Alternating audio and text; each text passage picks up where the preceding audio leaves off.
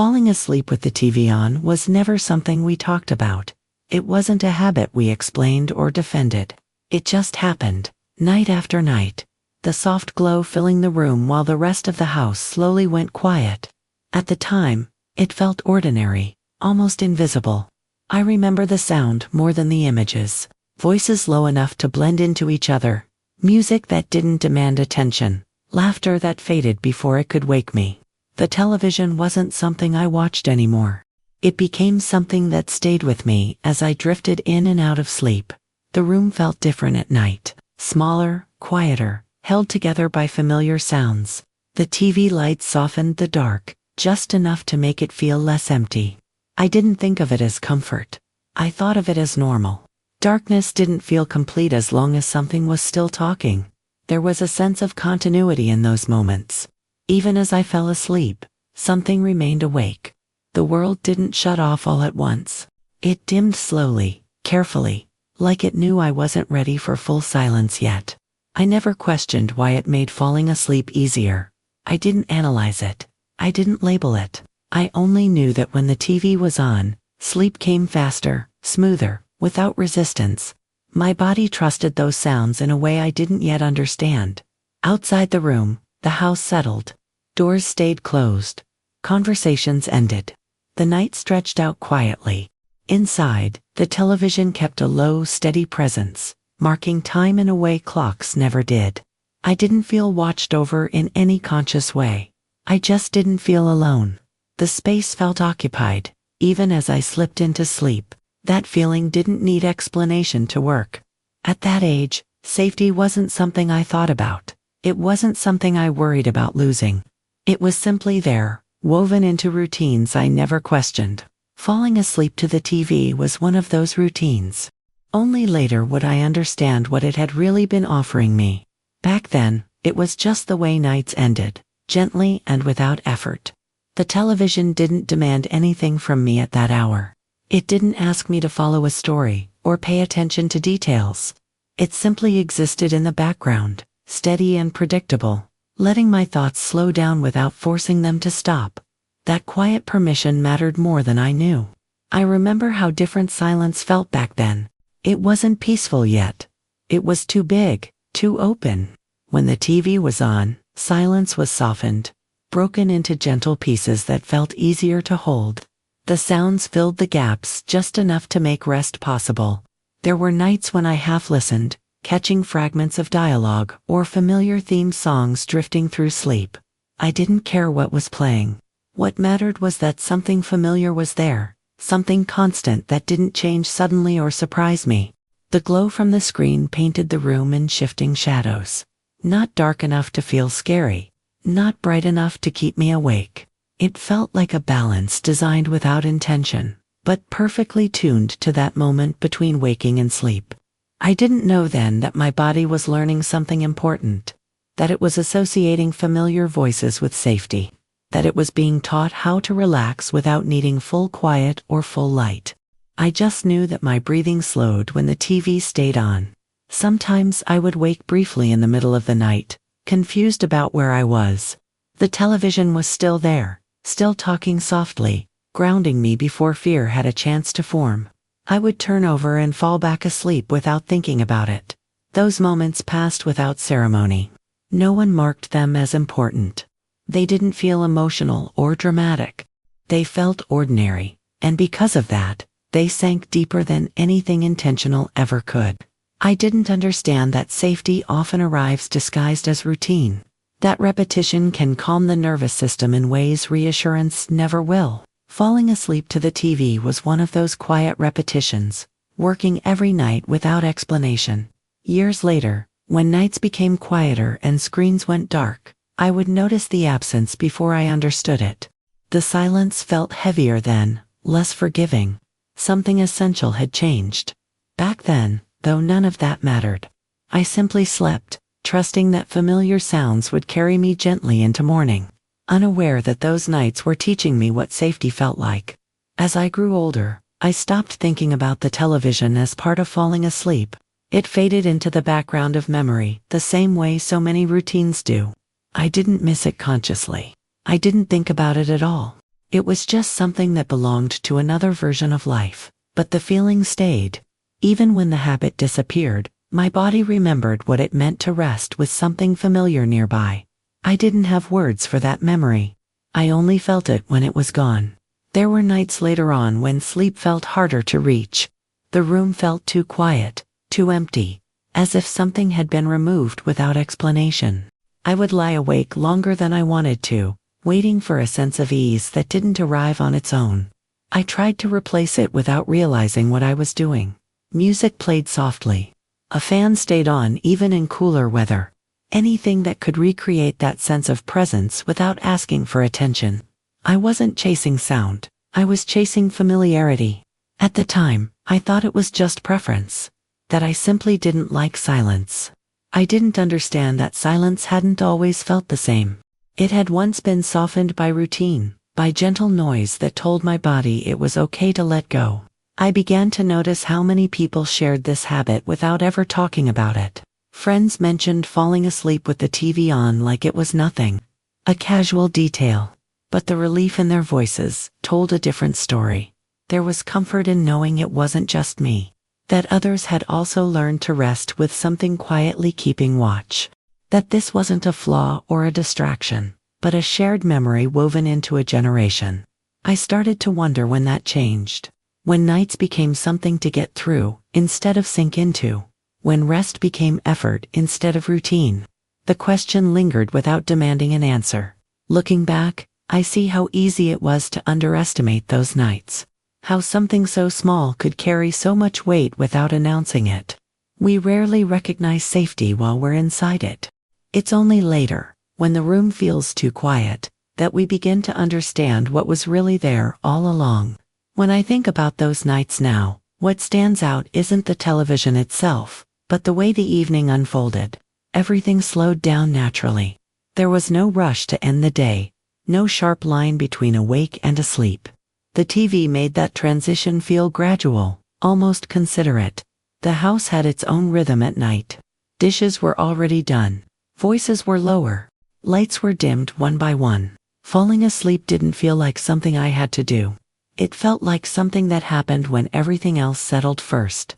The television was part of that settling, not the focus, just a companion to the quiet. It marked time gently, without alarms or expectations. I didn't feel pressure to sleep. I felt permission to drift.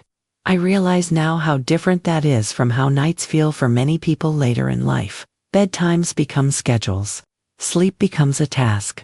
Silence becomes something you're supposed to tolerate instead of ease into. Back then, none of that existed yet. I didn't associate bedtime with worry. I wasn't replaying the day or anticipating the next one. The low murmur of the TV kept my thoughts from wandering too far, holding them close until they softened and let go. Sometimes I wouldn't even remember falling asleep. There was no moment of effort, no conscious decision. One minute I was listening, the next it was morning. That kind of rest feels rare now, almost unfamiliar. At the time, I thought everyone slept that way. That this was just how nights worked. I didn't know that routines like that could disappear, or that their absence would be noticeable later. Nothing dramatic happened in those rooms. No lessons were taught. No emotions were named. And yet something important was being reinforced night after night. A sense that rest was safe, that the world didn't vanish when you closed your eyes. It's strange how something so ordinary can become so meaningful in hindsight. Back then, it was just the end of the day. Now, it feels like a memory of calm that belonged to a different pace of life. I didn't know I would look back on those nights as something precious. I only knew that sleep came easily, and that ease felt natural, not earned. As time went on, those nights blended together into a single feeling rather than separate memories. I can't tell you what was on the screen most of the time. I don't remember specific shows or episodes. What I remember is how my body responded before my mind ever had a chance to think. There was a trust in those moments. Trust that the night would pass quietly. Trust that morning would come. Trust that nothing needed my attention once I was in bed. The television didn't provide information. It provided continuity, and that continuity made rest feel natural. I didn't understand then that my nervous system was learning something valuable, that it was being taught how to stand down, how to stop scanning, how to release control without fear. Those lessons were never spoken.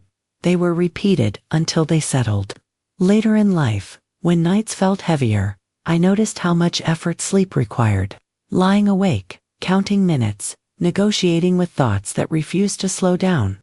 I wondered when rest had become something that needed to be earned. Only much later did I trace that difference back to those early routines. Back to a time when rest arrived gently, without rules or techniques or expectations. When falling asleep didn't feel like failure or success, it just felt inevitable. I noticed how often people apologize for falling asleep to the TV now, as if it's a bad habit or a weakness. But when they talk about it honestly, there's relief in their voices. The same relief I felt back then, without knowing why. Those nights weren't about distraction. They weren't about avoiding silence. They were about companionship in the quiet. About not being alone with your thoughts before you were ready to let them go. Looking back, I see how easily we dismiss the small comforts that shape us. How quickly we label them as unimportant because they don't look meaningful from the outside. But meaning isn't always loud. At the time, I couldn't have explained any of this. I just slept. And that sleep came wrapped in familiarity, softness, and a sense of safety that felt so natural I never thought to name it. Eventually, the habit faded without any clear ending. One night the TV stayed off, and then another. Nothing was announced. No one said this was the last time. It simply stopped being part of how nights worked, replaced by quiet that felt different than before. At first, I didn't notice the change consciously. I still slept, I still woke up. But something subtle had shifted. Falling asleep took longer. My thoughts wandered further before slowing down. Silence felt wider, less forgiving, as if it expected more from me than it used to. I tried to explain it to myself in practical terms. I was older now. Things change. Habits fade. That explanation made sense, but it didn't reach the feeling underneath. The feeling that something familiar had been removed, even if I couldn't point to exactly what. I noticed how the dark felt sharper without the glow, how the room seemed larger, emptier. The night no longer eased me into rest. It waited for me to surrender to it on my own. That difference mattered more than I understood at the time. I didn't feel unsafe, but I didn't feel held either. The quiet asked me to manage my own thoughts, to calm myself without help. I learned how to do that eventually, but it took effort. Rest had become something active instead of automatic. Looking back, I realize how gentle those earlier nights had been, how they asked nothing of me, how they carried me instead of waiting for me to settle myself. That kind of care is easy to miss when it's constant. I see now how quickly we adapt to loss when it happens quietly. When something leaves without drama, we adjust without acknowledging what changed. Only later do we recognize the shape of what's missing. Those nights taught me that comfort doesn't always announce itself. It can disappear just as quietly as it arrived, leaving behind a difference you feel before you understand. I didn't know then that I would spend years trying to recreate that ease in small ways. That I would search for familiar sounds, soft light, gentle transitions into sleep. All I knew was that nights had changed, and that something once made them feel easier than they did now. As I learned to sleep without the television, I also learned how to sit with my own thoughts in ways I hadn't before. Nights became a time when the day replayed itself more clearly, when worries had space to stretch out. Silence no longer softened the edges of my thinking. It exposed them. I adapted, the way people always do. I found new routines, new ways to signal to my body that it was time to rest. But none of them carried the same quiet ease. Rest required participation now. It asked me to be involved, to manage my own descent into sleep. I noticed how many people around me made the same adjustment. Conversations about sleep became filled with effort, tips, tricks, techniques. We spoke about rest as if it were a problem to be solved, not a state we once entered naturally. That made me realize how much had changed beyond my own room. The world itself felt louder, faster, more demanding. Even at night, there was more information, more stimulation, more reasons to stay alert. Quiet no longer arrived on its own. I thought back to those early nights and how different they felt, not because they were better in every way, but because they were simpler. The day ended without negotiation. Sleep didn't feel like a personal responsibility. It felt like a shared rhythm. I began to understand why falling asleep to the TV had felt safe. It wasn't the screen. It was the sense that something familiar was staying awake so I didn't have to. That I wasn't the only one letting go. That realization reframed the habit entirely. It wasn't avoidance or dependency. It was comfort, offered quietly and accepted without question. The kind of comfort you don't defend because you don't yet know it can disappear. I noticed how often people now reach for their phones at night, filling silence with scrolling instead of sound. The difference felt important. One eased the transition. The other kept the mind active. We replaced one kind of presence with another. Looking back, those nights feel like part of a larger rhythm that no longer exists. A time when evenings slowed naturally, when rest was allowed to arrive gently. I didn't know then that I would miss that feeling. I only knew how it felt to fall asleep without effort, carried by familiar sounds into morning. As I think about it now, what feels most different is how nights used to belong to rest instead of recovery. Back then, sleep wasn't something you needed to earn after a long day. It arrived naturally, as part of the rhythm of living, not as a response to exhaustion. The television didn't compete with my thoughts. It gently replaced them. It gave my mind something neutral to hold on to, while everything else loosened its grip. There was no urgency in it, no demand to stay engaged. Just a steady presence that made letting go feel safe. I realize now how rare that kind of presence has become. Most things ask for attention. Most sounds want something from you. The TV at night didn't. It simply stayed on, predictable and familiar, allowing the day to fade without resistance.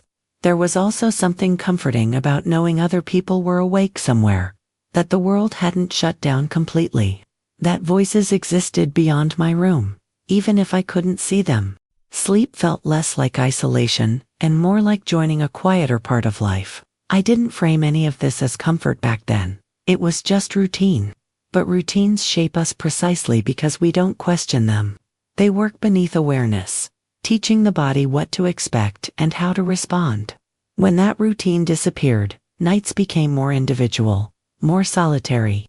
Sleep became something I entered alone, without the soft transition I had once known. I adjusted, but the difference lingered. I notice it even now, in moments when the house is too quiet and my thoughts feel too present. There's a part of me that remembers a gentler way of ending the day. Not through silence, but through familiarity.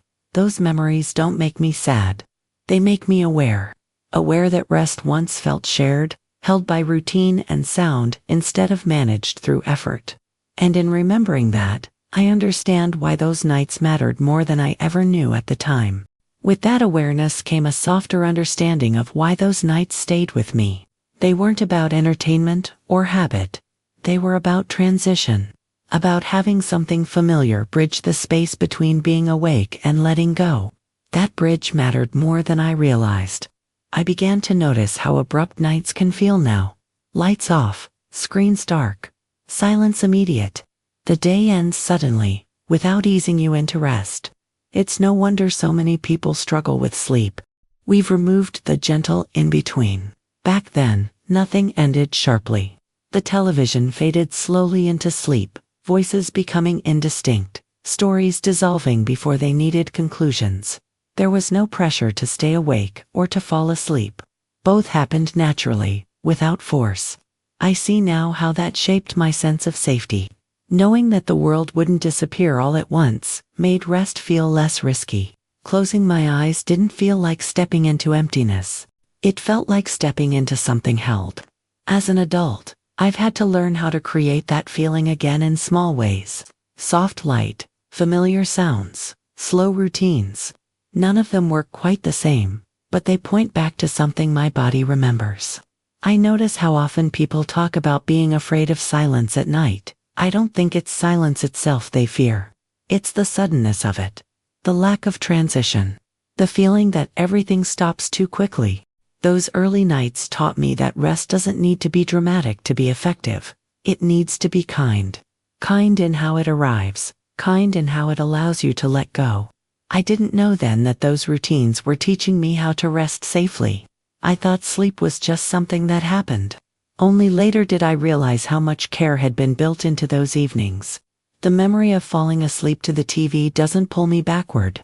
It helps me understand why I still seek softness at the end of the day, why I value slow endings and gentle transitions.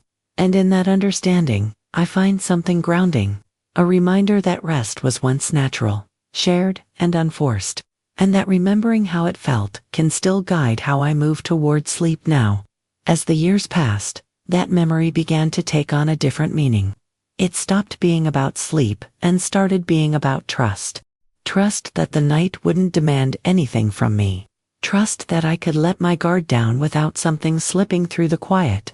I realized how much that trust had shaped my relationship with rest. When sleep came easily, it wasn't because I was tired enough. It was because I felt safe enough. That distinction stayed with me long after the habit itself disappeared. I noticed how often people confuse exhaustion with readiness for sleep. We push ourselves until we collapse, mistaking depletion for peace. Those early nights had been different. I wasn't worn down. I was eased into rest. That difference mattered. Being eased allowed my body to release without tension. It taught me that rest doesn't need to come from pushing harder. It can come from letting go sooner. I think about how rarely we create that kind of environment now. Nights are filled with stimulation until the last possible moment. We expect our minds to switch off instantly, without preparation. It's no wonder they resist. Back then, the television served as a buffer, a gentle fade instead of an abrupt stop. It made the boundary between day and night feel porous, forgiving. I didn't know it at the time, but those routines were teaching me how to trust the quiet, not fear it, not fight it, simply enter it with support still present. As an adult, I've had to relearn that lesson in fragments. Through small rituals, slower evenings, and intentional transitions. None of them replicate the original feeling exactly, but they echo it. That echo is enough to remind me what rest can feel like when it's not forced, when it's allowed to arrive gradually, without pressure. The memory of falling asleep to the TV has become less about nostalgia and more about instruction. A quiet reminder that safety often lives in the way we end things, not just how we begin them. Eventually, I began to notice how deeply that early sense of safety contrasted with how nights feel now. Even when everything is technically quiet, the mind stays alert, scanning, replaying, planning. Silence no longer signals rest, it signals responsibility. You are alone with your thoughts, and they expect answers. Back then, the television carried some of that weight for me. It held the space gently, without asking me to participate. I wasn't required to reflect or resolve anything. I was allowed to drift. That permission feels rare now, almost unfamiliar. I started to recognize how many people carry the same longing without naming it. The way they talk about sleep is something they chase. The way they describe nights is something to survive instead of settle into. We learn to rest alone, without realizing we once rested together with something steady nearby. I noticed how quickly we judge those old habits now. Falling asleep to the TV is called unhealthy, lazy, dependent. But those labels miss what it actually provided. It wasn't distraction. It was reassurance. A quiet sense that the world hadn't fully gone dark yet. The more I thought about it, the more I realized that safety doesn't always come from silence. Sometimes it comes from predictability, from knowing what sound will come next, from recognizing a familiar rhythm that doesn't change suddenly.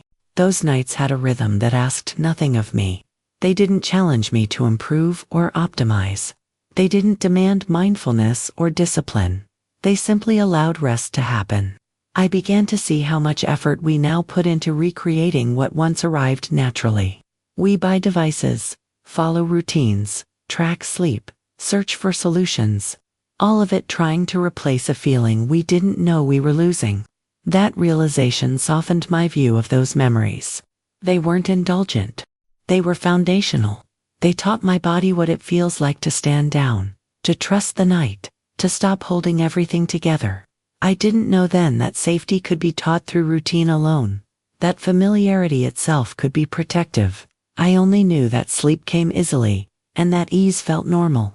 Now, looking back, I see how rare that normal was, and how quietly it shaped the way I still search for rest, not as an achievement, but as a place to return to. As I sit with that realization, I understand that what I miss isn't the television itself. It's the feeling of being eased into rest by something steady and familiar. The sense that I didn't have to be fully in control for the night to unfold safely. Those evenings taught me that rest could be communal in a quiet way, not shared through conversation or interaction, but through presence. Something else was there, carrying part of the night so I didn't have to carry it all myself. I notice how rarely we allow that now. We expect ourselves to shut everything off and immediately feel calm. When that doesn't happen, we blame ourselves. We call it weakness or distraction instead of recognizing it as a loss of transition. Back then, transition was built in. The day softened before it ended. Sleep arrived gradually, not as a command but as a natural next step. That gentleness shaped how my body learned to rest, long before I understood what was happening. I realize now that safety often lives in predictability, in knowing what comes next, in sounds and rhythms that don't surprise you. The television at night offered that without asking anything in return. As an adult, I've had to become more intentional about creating that feeling again. Slower evenings, softer light, familiar sounds. None of them perfectly replace what once existed, but they remind me of it. Those reminders matter. They tell my body that rest doesn't have to be earned through exhaustion, that it can be invited gently, the way it once was. That night doesn't have to feel like a drop into silence. Looking back, I see how those routines protected something fragile. A sense of trust in the quiet. A belief that letting go was safe. That belief stayed with me, even after the habit disappeared. I didn't know then that I was learning how to rest. I only knew that sleep came easily, wrapped in familiarity. Now I understand what that familiarity was offering me all along. And in remembering that, I feel less urgency to force rest, and more patience to allow it. A quiet lesson from a time when nights ended softly, and safety didn't need to be explained. Over time, that memory stopped feeling personal, and started feeling generational. When people talk about childhood now, they often mention falling asleep to the TV in passing, as if it were a bad habit or a funny detail. But when they say it, their tone softens. Something unspoken sits beneath the words. I recognize that softness immediately. It's the same recognition I feel in myself, a shared understanding that those nights offered something we didn't know how to name back then. Not distraction, not laziness, something closer to being gently accompanied into rest. I think about how many of us grew up learning that safety didn't always mean silence. That quiet could arrive slowly, carried by familiar sounds instead of sudden emptiness. That lesson settled into us before we had the language to question it. As adults, we often try to recreate that feeling with intention, but intention changes the experience. We plan for rest now, we prepare for it, we manage it. Back then, it simply arrived as part of the night, without effort or strategy. That difference feels important. Something was lost when rest became something we had to work toward. When nights stopped holding us and started waiting for us to figure them out on our own. I notice how often people talk about wanting to feel safe enough to sleep, safe enough to relax, safe enough to stop thinking. That phrase would have made no sense to me as a child. Safety was assumed. It was built into the rhythm of the evening. Those routines didn't just help me sleep. They taught me what calm felt like in the body. A baseline I would spend years trying to return to without knowing why it mattered so much. I realize now that memory works this way for a reason. It keeps what the body learned, not what the mind noticed. That's why these moments come back later, carrying meaning we couldn't access at the time. The television was never the point. It was simply the vessel. The feeling it carried is what stayed. A sense of being eased, accompanied, and allowed to rest without explanation. And in recognizing that, I understand why those nights still matter. They remind me that safety once arrived quietly, without effort, and that remembering how it felt can still guide me back toward rest. Even now, as I move closer to the present, I realize how often I return to that feeling without knowing it. In moments when the day feels too sharp, when everything seems to demand a response, I look for ways to soften the edges. Not to escape, but to ease the transition into rest, the way I once did naturally. I see it in small choices, leaving a light on in the next room, letting familiar sounds fill the space instead of forcing silence, giving myself permission to slow down before the day ends, rather than expecting sleep to happen on command. Those habits don't come from nostalgia alone. They come from memory stored in the body, a memory of nights that didn't require vigilance, of evenings that ended with gentleness instead of exhaustion. That memory still knows what it needs, even when I forget. I notice how rarely we talk about safety in this way. We talk about productivity, health, discipline, but we don't talk much about how it feels to be eased into rest, how important that feeling is, especially early in life. Those nights gave me a reference point, a quiet understanding that rest could be kind, that letting go didn't have to feel like loss. That darkness didn't need to be empty to be safe. Those lessons didn't disappear when the routine did. As the world grew louder and faster, that reference point became something I searched for instinctively. In relationships, in spaces, in the way conversations end, I gravitated toward what felt familiar in that same gentle way. I understand now that this is how nostalgia really works. It isn't about going back. It's about recognizing what shaped us and carrying it forward in new forms. The past doesn't ask to be recreated. It asks to be understood. Those nights taught me that safety often arrives quietly, without explanation, that it can live inside routines we barely notice, that it doesn't announce itself while it's happening. Only later, when life becomes louder and more demanding, do we realize how precious that quiet protection was, and how much it still matters, even now. By the time I fully understood what those nights had given me, they were already far behind me. Not gone, exactly, but transformed. They lived on as a feeling I recognized before I could explain it, a quiet knowing that surfaced whenever the day felt too loud. I stopped trying to recreate those nights exactly. I realized that wasn't the point. What mattered wasn't the television or the sound itself. It was the way rest was invited instead of demanded. The way the night arrived gently, without pressure. That understanding changed how I treated myself at the end of the day. I became more patient with the need to unwind, less critical of the moments when sleep didn't come immediately. I learned to offer myself the same softness those routines once provided. I noticed how powerful that shift was.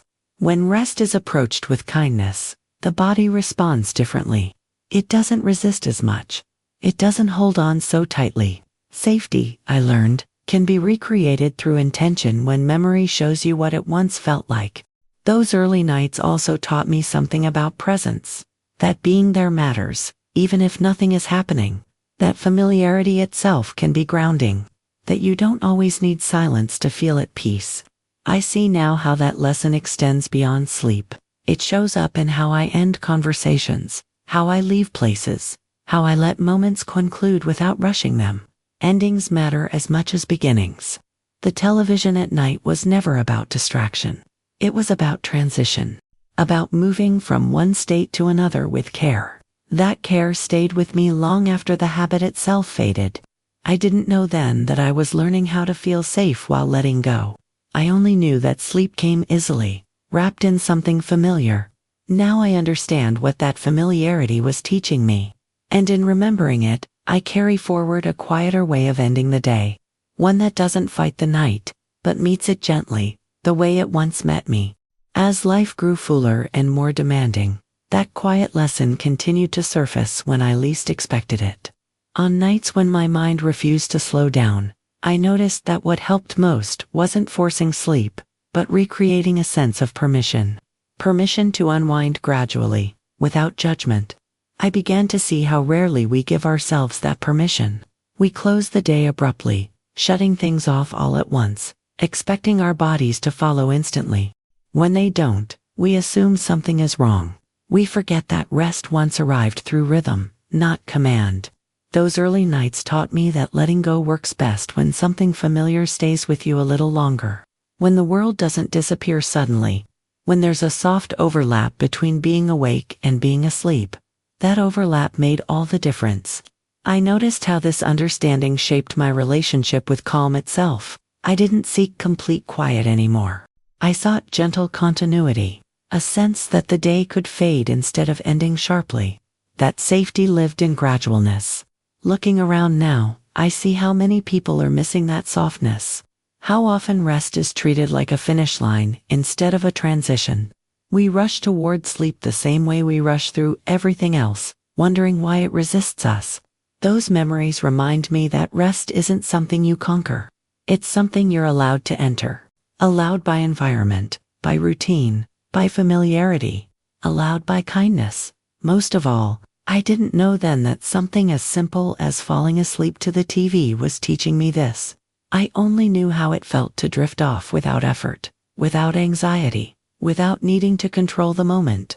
That feeling stayed with me, quietly shaping how I approach the end of each day. A reminder that safety doesn't have to be loud to be real. Sometimes it's just there, steady and familiar, helping you let go when you're ready. Eventually, I realized that what I was really remembering wasn't a habit, but a feeling of being held by the night. Not physically, but emotionally. A sense that I didn't have to stay alert once the day was done. That something else could keep watch while I rested. That realization softened how I thought about childhood. I stopped seeing those years only as a time of learning and becoming, and started seeing them as a time of being carried. Carried by routines, by familiar sounds, by environments that didn't ask much of us. I noticed how rarely we allow ourselves to be carried now. We manage, plan, optimize, even when we're exhausted. We carry the day all the way into bed, wondering why sleep feels so far away. We forgot what it felt like to be eased instead of pushed. Those early nights gave me a reference point I didn't know I had. A quiet memory of what rest feels like when it's supported. When letting go doesn't feel risky. That reference stayed with me, even when I didn't know how to name it. I began to understand why nostalgia often shows up at night. Why memories surface when the world finally slows down. It's not that we want to go back. It's that our bodies remember what safety felt like before we had to hold everything ourselves. The television, in that sense, became a symbol, not of distraction, but of shared presence. Of voices continuing somewhere beyond my awareness, of the world staying gently awake while I slept. I didn't know then that something so simple could leave such a lasting imprint. I only knew how it felt to fall asleep without effort, to trust the night without question. Now, when I feel that same softness return, even briefly, I recognize it. Not as habit, but as memory. A reminder of nights when rest arrived quietly, and safety didn't need to be explained. Now, when I think about those nights, I don't feel sadness, I feel understanding. An understanding that safety once lived in small, ordinary moments we never thought to name. Moments that didn't announce their importance while they were happening. Falling asleep to the TV wasn't about noise or screens. It was about being accompanied into rest. About knowing, without thinking about it, that the world didn't disappear the moment you closed your eyes. That something familiar remained, steady and predictable, as you let go. I see now how that feeling shaped me. It taught me that rest can be gentle, that endings don't have to be abrupt, that calm can arrive through familiarity instead of silence. Those lessons stayed, even when the habit itself faded. Life moved on, as it always does. Nights changed. Routines shifted. The world grew louder and faster. But the memory of that safety never fully left. It waited quietly, surfacing whenever I needed to remember how rest is supposed to feel. That's what these stories are really about. Not the past itself, but what the past gave us before we knew to look for it. The calm we didn't realize was holding us. The safety we only recognize once life asks us to create it on our own. If this memory felt familiar to you, if it brought back a moment you hadn't thought about in years, you're not alone. Many of us are carrying the same quiet recollections, shaped by routines that once made the world feel softer. If you'd like to keep remembering together, you're welcome to subscribe and stay for the next story. There are many moments like this waiting to be told, memories from a time when calm arrived naturally, and we didn't yet know how much it mattered. We didn't know then what those nights were giving us. We only knew how safe they felt, and sometimes, remembering that feeling is enough to find our way back to it again.